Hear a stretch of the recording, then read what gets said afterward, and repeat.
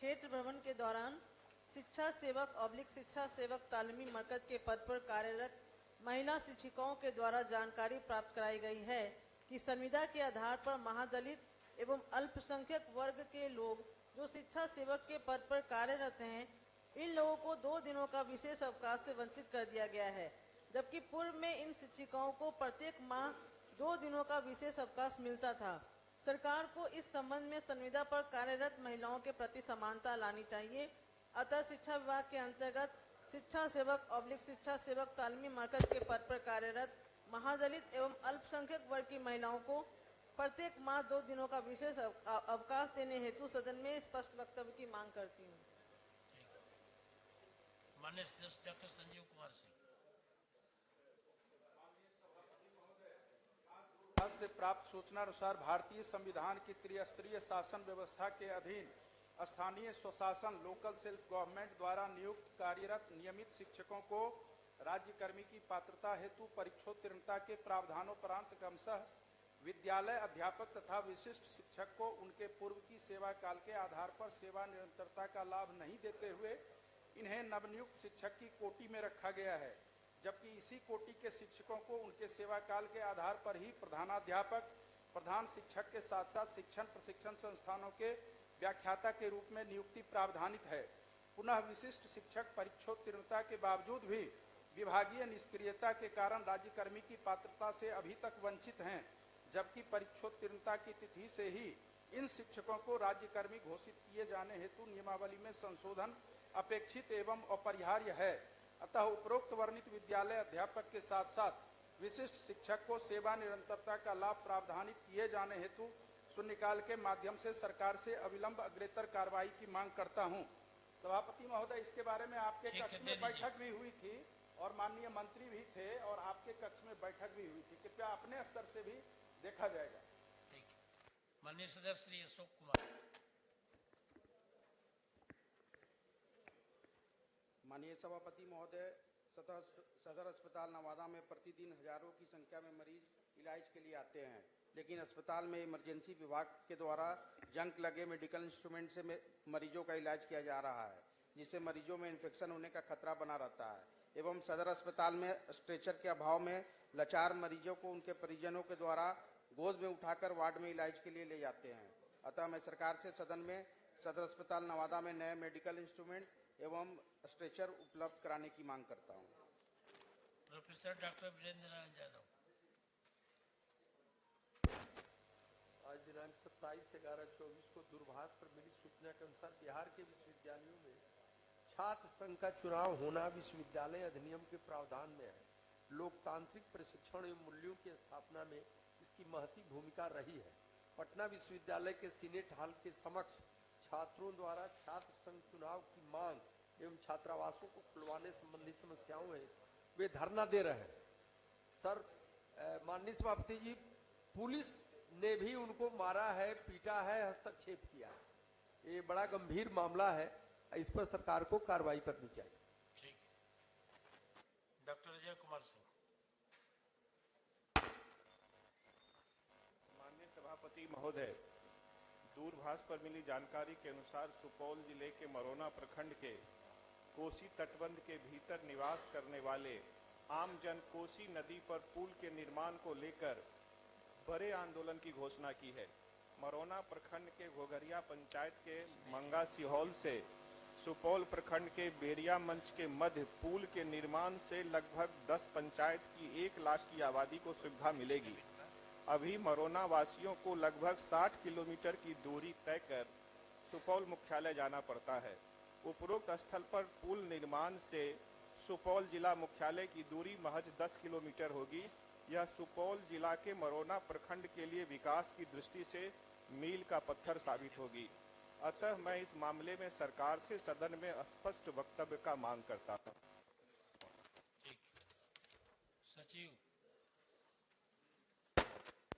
महोदय, बिहार विधान परिषद की प्रक्रिया एवं कार्य संचालन नियमावली के नियम 157 के अनुसरण में मैं बिहार विधानसभा द्वारा दिनांक 26 नवंबर 2024 की बैठक में यथापारित एक बिहार माल और सेवा कर द्वितीय संशोधन विधेयक 2024 2. बेतिया राज की संपत्तियों को निहित करने वाला विधेयक 2024 की एक प्रति सदन की मेज पर रखता हूं। माननीय सदस्यगण, विधेयक पर संशोधन आज अपराह्न 1:45 बजे तक लिए जाएंगे।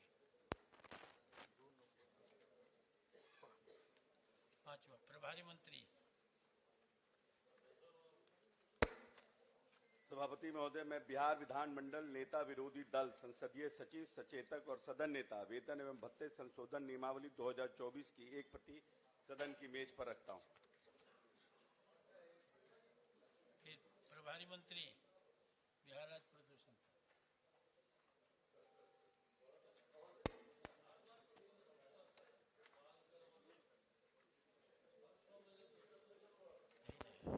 महोदय, बिहार राज्य प्रदूषण नियंत्रण परिषद पटना के लिए अधिसूचित विशेषज्ञ संवर्ग नियुक्ति एवं सेवा नियमावली 2023 अभियंत्रण संवर्ग नियुक्ति एवं सेवा नियमावली 23 वैज्ञानिक संवर्ग नियुक्ति एवं सेवा नियमावली 23 प्रयोगशाला संवर्ग नियुक्ति एवं सेवा नियमावली 2023 की पुस्तिका सदन की मेज पर रखता हूँ।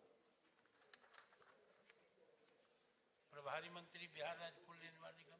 सभापति महोदय, मैं बिहार राज्य पुल निर्माण निगम लिमिटेड पटना की वित्तीय वर्ष 19-20 एवं 20-21 विद्यालय के शिक्षकों को अनुदान के स्थान पर वेतनमान का भुगतान करे।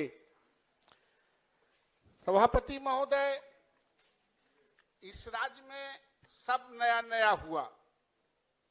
4,000 5,000 पर शिक्षक अपॉइंट हुए, आज 50,000 मिल रहा है। सरकार को इसके लिए हम लोग धन्यवाद भी देते हैं। जो प्राइमरी स्कूल था वो +2 में तब्दील हो गया। धन्यवाद के पात्र हैं आप। गांव गरीब के बच्चों को आप पढ़ाना चाहते हैं, उन्नत बनाना चाहते हैं, आपका पैनी नजर है, इसके लिए भी आपको धन्यवाद देते हैं। लेकिन जो राज्य में डिग्री कॉलेज है, इंटर कॉलेज है, माध्यमिक विद्यालय, जो गांव के लोगों ने चंदा करके, बिहरी करके, अपना जमीन डोनेट करके 6-6 एकड़ 10-10 एकड़, आज आप 3 डिसमिल और 4 डिसमिल जमीन इसी सदन में आपने कहा कि प्राइमरी विद्यालयों को खोलने के लिए आप हमको दे दें। जो यूनिट है और जिसके जमीन नहीं है उनके बाप दादा के नाम पर हम उस स्कूल को कर देंगे। लेकिन आपको 3 डिसमिल और 5 डिसमिल भी जमीन कोई बिहार में नहीं दे सका और लगभग 7,500 यूनिट को आपने समाप्त किया जमीन नहीं रहने के कारण। लेकिन इन महाविद्यालयों और विद्यालयों में बड़े पैमाने पर जो एस्टेब्लिश्ड हैं, जो राज्य के शिक्षा को संचालित किया है। और एक बात और महोदय, आप तो शिक्षक हैं, आप जानते भी हैं, इस राज्य में जितने महाविद्यालय हैं, जितने भी विद्यालय हैं जिसको राजकीयकृत विद्यालय के नाम से जानते हैं, वो सब गांव के लोगों ने खोला था। सरकार ने उसे अधिग्रहण किया। आप जितने डिग्री कॉलेज हैं, किसी डिग्री कॉलेज को सरकार ने 1-2 खोला। एक गर्दनीबाग गर्ल्स कॉलेज जो है वो सरकारी है, और बाकी लगभग गांव के लोगों ने खोला है। मेरा आग्रह है महोदय कि आप आखिर इसको क्यों इग्नोर कर रहे हैं, इन डिग्री कॉलेजों को, माध्यमिक विद्यालयों को। राज्य को विद्यालय और महाविद्यालय चाहिए। आज भी बच्चे जितने पास हो रहे हैं उतने नामांकन नहीं हो पाते हैं। आए दिन सीजन में हम लोग सवाल इस सदन में उठाते हैं। मैं राज्य सरकार से चाहता हूं महोदय कि आप जो अनुदान देते हैं first class, second class, third class बच्चों के पास कराने की डिग्री पर, आप उस पैसे को जोड़ लें और जो इंटरनल रिसोर्सेज है कॉलेजों के, स्कूलों को, आप उसको जोड़ लें। अगर दोनों को जोड़ के आप एक फिक्स अमाउंट उसको डायरेक्ट सैलरी के रूप में निर्धारित करते हैं तो हम समझते हैं कि हमारे जो कॉलेज मर रहे हैं आज, डिग्री कॉलेज और माध्यमिक विद्यालय, वो फिर से एक बार उसमें संजीदगी से काम करने का उत्साह आ जाएगा। और आप कमेटी बना ले, आप असेसमेंट कर ले। हम लोग तो गवर्निंग बॉडी में जहां कहीं रहते हैं, एक एक कॉलेज में हम लोग तनख्वाह देते हैं 20,000, 25,000, 15,000, ये उनके पैसे हैं। आप उन पैसों को, करोड़ों में जो इंटरनल रिसोर्सेस है उसको, और आप जो अनुदान देते हैं उसको आप जोड़ दें। और कॉलेज में अब स्ट्रेंथ नहीं रहा है महोदय, कॉलेज में लगभग लोग रिटायर कर गए हैं। स्कूल में जितना यूनिट है उतना ही यूनिट अब डिग्री कॉलेजों में बच गए हैं।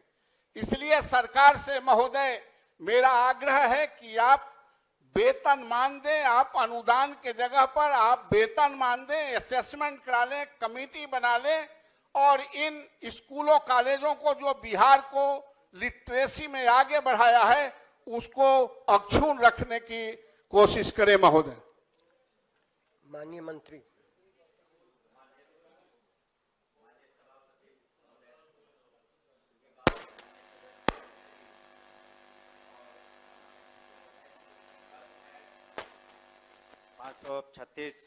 द्वारा वित्त रहित शिक्षा नीति को समाप्त करते हुए स्थापना जो अनुमति और स्वीकृति प्राप्त माध्यमिक विद्यालय, इंटर महाविद्यालय, उच्च माध्यमिक विद्यालय को अनुदान देने के लिए नीति का निर्धारण किया गया। तो वित्त रहित डिग्री कॉलेज, इंटर कॉलेज और माध्यमिक विद्यालयों के शिक्षकों को अनुदान के स्थान पर वेतनमान का भुगतान करने संबंधी कोई प्रस्ताव विभाग के स्तर पर विचाराधीन नहीं है। लेकिन साथ ही साथ माननीय सदस्य काफ़ी पुराने सदस्य हैं और शिक्षा जगत से जुड़े हुए हैं, और काफ़ी उनकी सोच का शिक्षा विभाग ने अन्य मुद्दों पर भी फायदा उठाया है। और कई बार माननीय एमएलसी साहबान लोग हमसे मिले हैं स्कूली शिक्षा के बारे में और विद्यालयों की शिक्षा के बारे में। लेकिन शिक्षा की महत्ता को देखते हुए यह भी उन्हें सभी को स्वीकार करना पड़ेगा कि जहां हमारा बजट कभी 2005 के अंतर्गत करीब 25 पूरे एनुअल बजट हुआ करता था स्टेट का 25,000 करोड़, आज के दिन में हम लोग 63,000 करोड़ से ज़्यादा रुपया खर्च कर रहे हैं शिक्षा विभाग पर। तो निश्चित रूप से माननीय मुख्यमंत्री के निर्देश पर और अगुवाई में सरकार काम कर रही है। लेकिन जो उनका प्रस्ताव है और उनकी सोच है उस पर हम विचार करेंगे। लेकिन तत्काल बजट को भी देखना पड़ेगा कि हम 8,000 करोड़ से ज़्यादा सिर्फ महाविद्यालयों, जो यूनिवर्सिटीज़ है उनको देखते हैं, स्टेट रन यूनिवर्सिटीज़ को, और जो वित्त रहित है उसको भी हम लोग अनुदान देते हैं। तो आपका सुझाव है जो आपने कहा कि जो इंटरनल रिसोर्सेज है और साथ साथ जो अनुदान की राशि है दोनों को जोड़ करके क्या, तो इस पर विभाग निश्चित रूप से विचार करेगा और उसके जो प्रोज कॉन्स हैं उसका जो फायदा बेनिफिट, कॉस्ट बेनिफिट एनालिसिस करके हम लोग एक निर्णय पर पहुंचेंगे। और तत्काल माननीय सदस्य से हमारा अनुरोध होगा कि वो अपना संकल्प। माननीय मंत्री जी, मुझे जानकारी है सभापति महोदय के साथ आपकी कोई बैठक भी हुई है और जिसमें माननीय सदस्य भी यहाँ के रहे हैं, तो उस बैठक में भी विचार हो रहा था शायद, और माननीय सदस्य तो यही सुझाव दे रहे हैं कि जो आंतरिक स्रोत हैं महाविद्यालयों के या विद्यालयों के उनको लेकर के, और फिर आप जो देते हैं एक समेकित बैठक हो और इसका कोई समाधान निकल सकता है कि नहीं, इस पर विचार करना चाहिए। उस बैठक का जो सभापति महोदय के साथ बैठक हुई आपकी, उसमें क्या प्रगति है? महोदय, उस बैठक में बहुत सारे जो विचार थे उसको हम लोगों ने ग्रहण भी किया है, और जो खास करके जो यूनिवर्सिटीज़ और जो डिपार्टमेंट के बीच में कुछ तकरार कह सकते हैं या गलतफहमियां थी वो बहुत सारी दूर भी हुई हैं। और इसी कारण से आप देखेंगे कि टीचर्स के लेवल पर या यूनिवर्सिटी के लेवल पर किसी तरह का कोई अभी एजिटेशनल मोड में कोई नहीं है। तो हम लोगों ने जब तक सरकार इस नतीजे पर पहुंचे तो उसके पहले अन्य कई बिंदुओं पर हम लोग कार्रवाई की है, लेकिन जहां तक इस बिंदु का प्रश्न है इसको तत्काल इस सत्र में इसमें हम लोग विचार जरूर करेंगे, लेकिन तत्काल इसको लागू करना संभव नहीं है। इसमें बजटीय प्रावधान, कितने लोग हैं, बहुत सारी बातें हैं कि कितना कुछ, हम सरकार की भी एक लिमिट होती है कि कहाँ तक किस विभाग पर आप खर्च कर पाएंगे।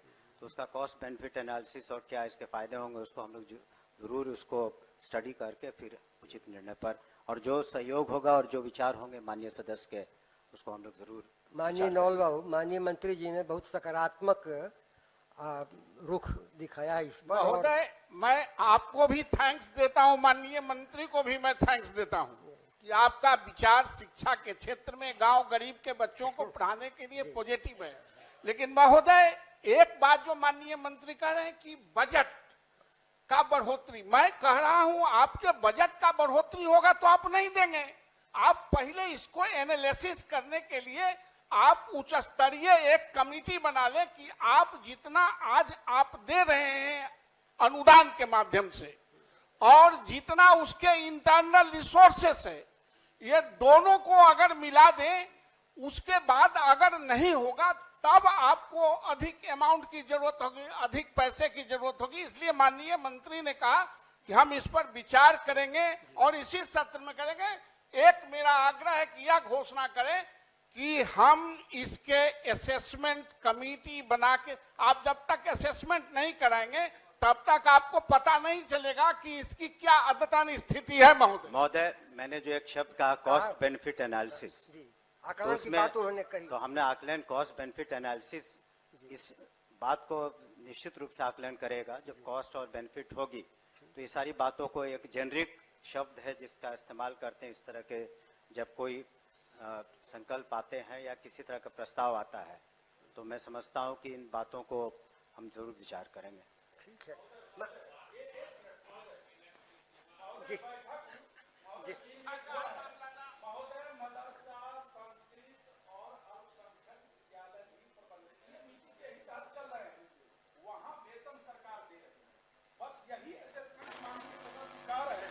तो आकलन की बात तो माननीय मंत्री जी ने भी कही है कि दोनों स्रोत,